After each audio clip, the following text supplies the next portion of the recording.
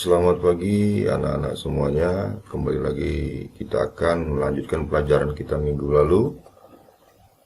Pada pertemuan kali ini kita akan lanjutkan dengan materi yang kedua.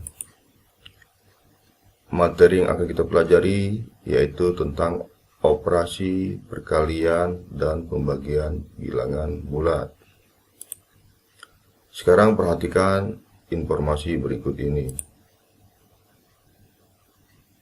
Rudi adalah anak yang rajin menabung. Tiap akhir bulan, dia selalu menabung Rp500.000. Jika Rudi menabung selama 7 bulan berturut-turut, tentukan banyak tabungan Rudi dalam 7 bulan tersebut. Kita lihat kesepakatannya bahwa potongan dan bunga bank itu diabaikan. Seperti apa alternatif penyelesaiannya? Permasalahan tersebut dapat disajikan dalam bentuk perkalian, yaitu 7 kali 500.000. 7 kali 500.000 itu dapat kita selesaikan dengan cara 500.000 ditambah 500.000 tambah 500.000 tambah 500.000 tambah 500.000 tambah 500.000 ditambah 500.000 sehingga menghasilkan 3.500.000. Jadi banyak tabungan Rudi dalam 7 bulan adalah 3.500.000 rupiah.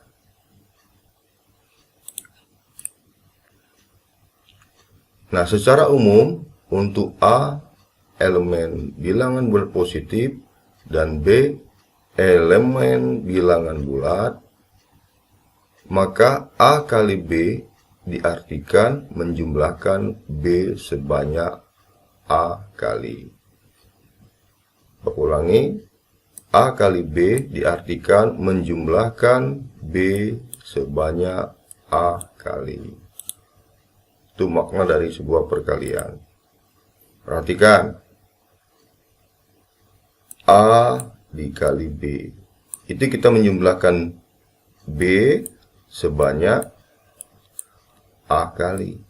Nah, sekarang kita lihat dalam bentuk bilangannya seperti apa. 4 kali 3. Ulangi, 4 kali 3. Itu artinya sama dengan menjumlahkan 3 sebanyak 4 kali. Menjumlahkan 3 sebanyak 4 kali. Yaitu 3 ditambah 3 ditambah 3 ditambah 3. Oke, paham ya?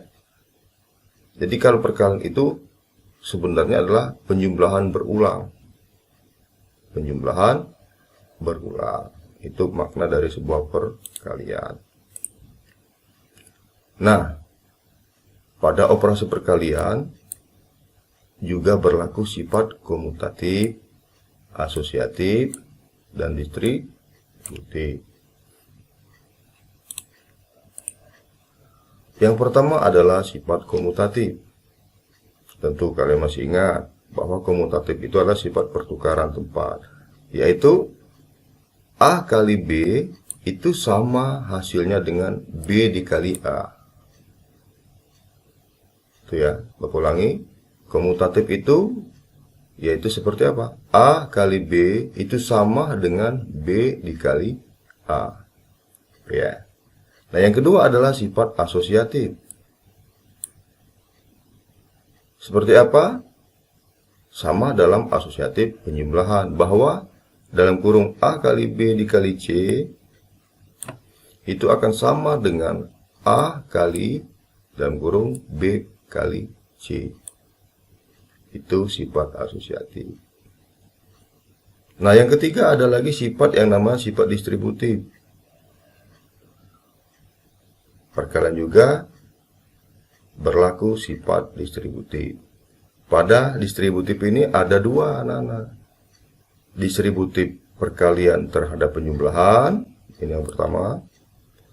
dan distributif perkalian terhadap pengurangan. Nah, kita bahas satu persatu. Distributif perkalian terhadap penjumlahan yang seperti apa?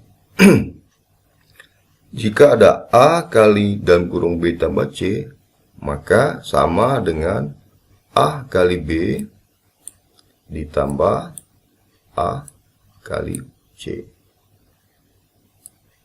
A kali B sama dengan ditambah, Bapak ulangi, A kali B ditambah A kali C. Nah, yang kedua adalah distributif perkalian terhadap pengurangan, yaitu A dikali dalam kurung B kurang C akan sama dengan A kali B dikurang A kali C. Itu ya. Itu yang kedua tentang distributif perkalian. Baik, kita lanjutkan tentang pembagian bilangan bulat. Kalau tadi sudah tentang perkalian dan sifat-sifatnya, kita lanjutkan tentang pembagian bilang bulat. Nah, kita lihat contoh kasus anak-anak sekarang. Contoh kasusnya seperti ini. Karena sedang baik hati, Bu Fitri membagi-bagikan kue kepada tetangganya. Kue yang dimiliki Bu Fitri adalah 12 kue. Sedangkan tetangga yang akan diberi kue tersebut ada 6 tetangga. Jika Bu Fitri ingin membagi rata semua kue tersebut, maka masing-masing tetangga mendapatkan berapa kue.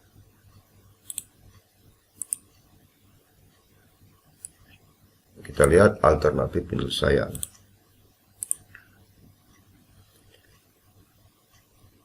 (12 dibagi 6) dapat diartikan pengurangan 6 terhadap 12 secara berulang hingga tidak bersisa.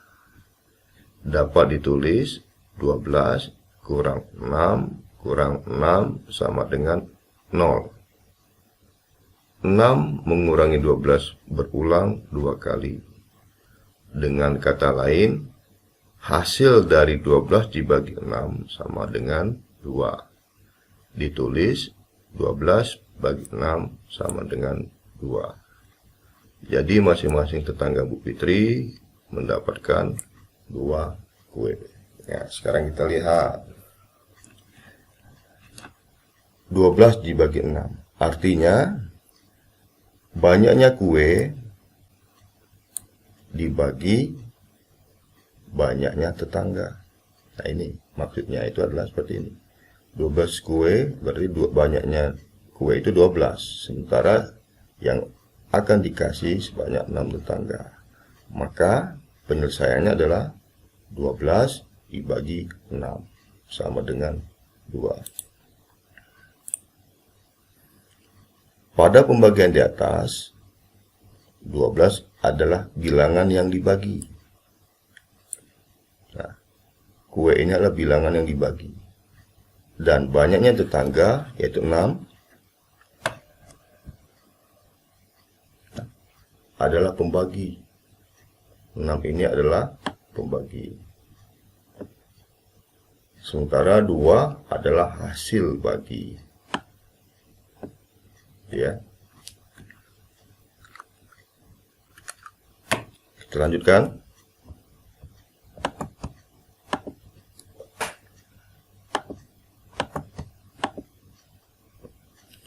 Secara umum, jika A, B, dan C adalah bilangan bulat, maka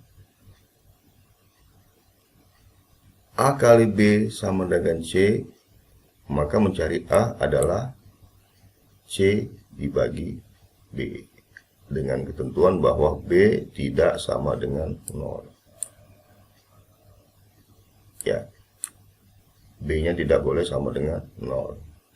Jika A kali B sama dengan C, maka B itu sama dengan C dibagi A. Dengan ketentuan A-nya tidak boleh sama dengan 0. Kita lihat contoh. Sekarang kita perhatikan contoh. 8 kali 5 sama dengan titik-titik. 2. 8 kali negatif 5 sama dengan titik-titik. Yang ketiga, 56 dibagi 7 sama dengan titik-titik. Penyelesaiannya seperti apa?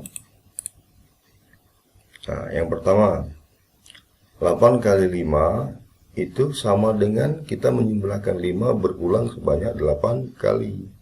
Coba kita lihat, 5-nya dijumlahkan sebanyak 8 kali. 1, 2, 3, 4, 5, 6, 7, 8. Menghasilkan 40. Maka 8 kali 5 sama dengan 40. Yang kedua, 8 kali negatif 5 itu sama. Hanya bilangannya berbentuk bilangan negatif. Kita menjumlahkan negatif 5 sebanyak 8 kali. 1, 2, 3, 4, 5, 6, 7, 8. Menghasilkan negatif 40. Maka 8 kali 5 sama dengan negatif 40.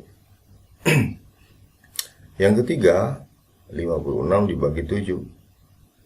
Tadi disampaikan bahwa pembagian itu mengurangkan. Jadi 56 ini dikurang 7 sampai menghasilkan 0. Coba ada berapa 7-nya? 1, 2, 3, 4, 5, 6, 7, 8. 8 sehingga 56 dibagi 7 sama dengan 8. Banyaknya 7 inilah hasilnya, hasil bagi. Oke ya. Nah, di dalam pembagian itu hasilnya dapat dilihat dari tanda bilangannya. Kita akan lanjutkan tentang hasil pembagian dua bilangan bulat dilihat dari tanda bilangannya. Yang pertama adalah hasil bagi dua bilangan bulat yang memiliki tanda yang sama adalah bilangan positif. Bapak ulangi, hasil bagi dua bilangan bulat yang memiliki tanda yang sama adalah bilangan positif. Kita lihat contoh. Yang pertama, 20 dibagi 4. Yang kedua, negatif 5 dibagi negatif 15 dibagi negatif 5. Seperti apa yang disampaikan dari ketentuan pertama, bahwa hasil bagi dua bilangan bulat yang memiliki tanda yang sama adalah bilangan positif. Kita lihat 20 dibagi 4. Yang pertama 20 adalah berbentuk positif. 4 juga berbentuk positif. Hasilnya bilangan positif. Dua bilang ini memiliki tanda yang sama, sama-sama bilangan yang positif. Maka hasilnya adalah positif. Yang kedua, negatif 15 dibagi negatif 5 sama dengan 3. Bilangan pertama berbentuk negatif. Bilangan kedua berbentuk negatif. Dan hasilnya adalah bilangan positif. Ya. Artinya jika negatif dibagi bilangan negatif, hasilnya positif. Jika bilangan positif dibagi positif, hasilnya positif. Nah, yang kedua adalah hasil bagi dua bilangan bulat yang memiliki tanda yang berbeda adalah bilangan negatif. Bapak ulangi, hasil bagi dua bilangan bulat yang memiliki tanda berbeda, nah ini adalah bilangan negatif. Yang seperti apa? Kita lihat contoh. Negatif 20 dibagi 4 sama dengan negatif 5. Ya. Bilangan yang pertama bernilai negatif. Bilangan yang kedua bernilai positif. Maka hasilnya akan berbentuk bilangan negatif. Dua bilang ini tandanya berbeda. Yang satu berbentuk negatif, yang kedua berbentuk positif. Maka akan menghasilkan bilangan yang negatif. Yang kedua, 15 dibagi negatif 5 sama dengan negatif 3. Bilangan yang pertama ini adalah positif. Bilangan yang kedua itu negatif. Karena dua bilangan ini memiliki tanda yang berbeda, maka hasilnya akan menjadi sebuah bilangan yang negatif. Jadi jelas ya bahwa di dalam pembagian itu jika ada dua bilangan yang memiliki tanda yang sama akan menghasilkan bilangan yang positif. Nah, jika kedua bilangan bulat itu memiliki tanda yang berbeda, maka bilangan tersebut akan menghasilkan bilangan negatif. Nah, sekarang lihat tabelnya ini. Bilangan 1, bilangan 2, dan hasil.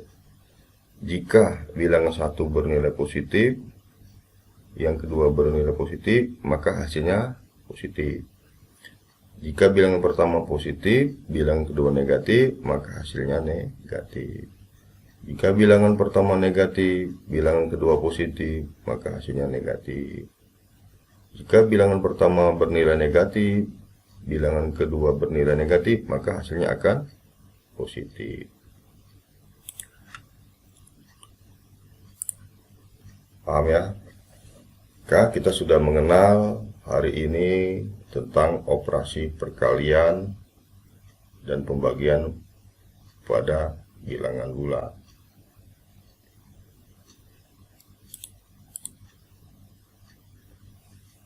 Nah, pada pertemuan minggu depan kita akan melanjutkan tentang penjumlahan dan pengurangan bilangan pecahan. Untuk itu silakan dipelajari terlebih dahulu materi yang akan kita pelajari minggu depan. Pada pertemuan hari ini mudah-mudahan yang sedikit ini bisa bermanfaat. Bapak akhiri, assalamualaikum warahmatullahi wabarakatuh.